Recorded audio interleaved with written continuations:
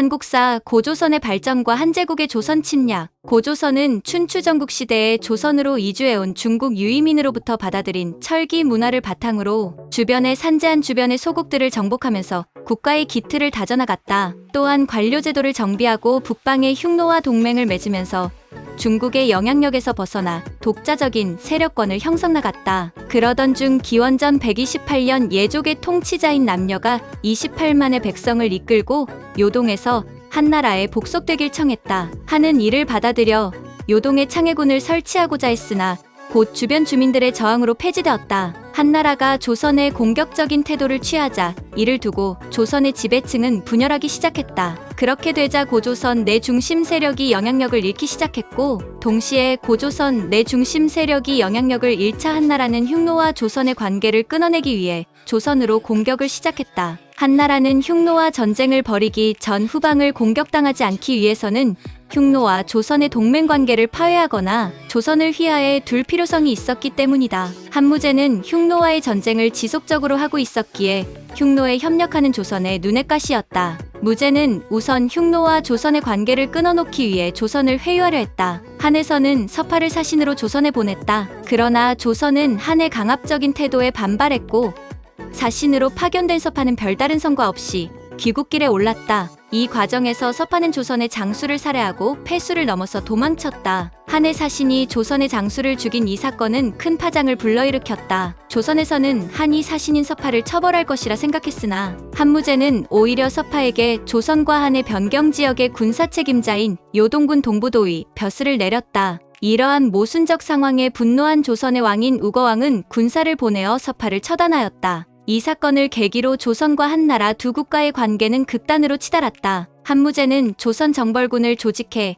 기원전 109년 육지와 바다 양쪽에서 조선을 공격해왔다. 한의 누선 장군 양복은 7,000명에 이르는 수군을 이끌고 산둥만도에서 조선의 수도 왕검성으로 향했다. 그리고 육군은 좌장군 순채를 대장으로 5만 명의 대군이 조선으로 공격해 들어왔다. 육군과 수군 모두 왕검성을 향해 공격해 들어왔다. 거대한 한제국과의 전쟁이었으나 조선군은 우거왕의 지휘 아래 분전했다. 수군은 왕검성을 포위했으나 결국 패배하였고, 육로로 오던 순채 장군의 육군도 패수해서 저지되었다. 조선은 험준한 곳에 병사를 배치하여 한과의 첫 전투에서 대승을 거두었다. 전황이 불리해지면서 한무제는 신하 위산을 사자로 보내서 협상을 진행하려 하였다. 우거왕은 시간을 벌고자 태자에게 말 5,000필과 양식으로 내어주며 거짓으로 항복하도록 하였다. 그러나 패수를 건너려던 태자는 신변의 위협을 느껴 패수를 건너지 않고 조선으로 다시 돌아왔다. 이런 식으로 전쟁은 계속 진행되었다. 순채의 육군과 양복의 수군은 조선의 수도인 왕검성을 포위하는 데 성공한다. 그러나 조선의 끈질긴 수성에 별다른 전공을 올리지는 못하고 순채와 양복의 사이가 나빠지면서 한의 공격은 다시 지지부진해진다. 순채는 한조정에서 다시 파견한 공손수와 상의의 양복을 잡아가두고 다시 공격을 진행하지만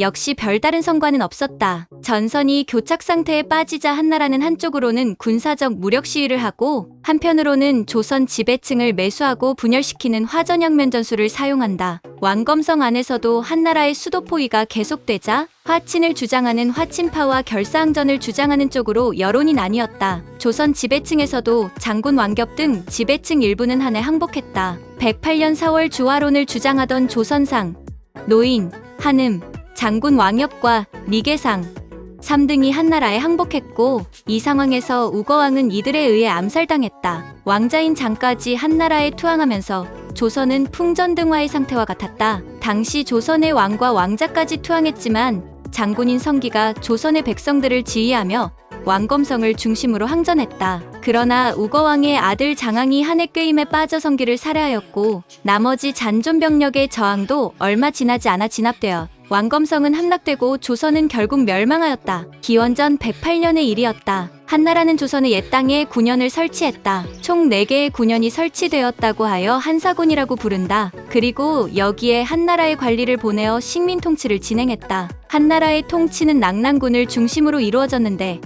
낙랑군은 한나라와 한반도 사이의 무역 중개기지 역할을 하며 조선이 누렸던 중개무역의 특혜를 누렸다. 그 외 세계인 임둔, 진번, 현도 등의 세계군은 얼마 지나지 않아 폐지되었으나 낙랑은 313년까지 약 400년간 존속하였다. 고구려는 313년 낙랑군을 점령하면서 마침내 한사군을 몰아내는 데 성공했다.